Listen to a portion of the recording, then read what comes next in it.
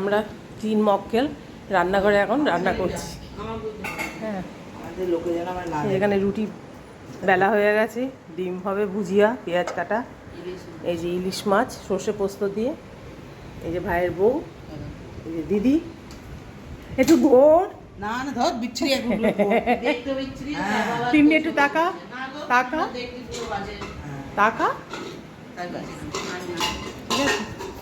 ঠিক আছে, আমরা এখন সব ঘুম থেকে উঠে ভূতের মতো আছি সব, এই ভূতের দৃশ্যই দেখো তোমরা।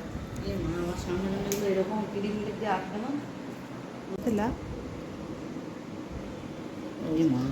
আবার হাত দিয়ে লঙ্কাতে মাছ সর্ষে পোস্ত দিয়ে লঙ্কা সাজানো হচ্ছে, অলংকার। না সব দেওয়া গেছে দাঁড়া।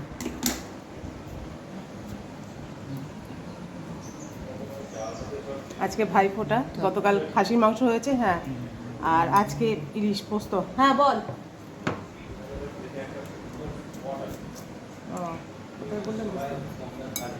চিলকানা কিনে আমাদের বাড়ি থেকে গঙ্গার ধারে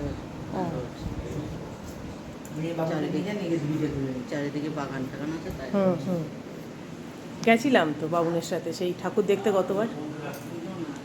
সে ওখানে সব ছবি তুলছিল না? হ্যাঁ, তুই তো আমাকে দেখালি।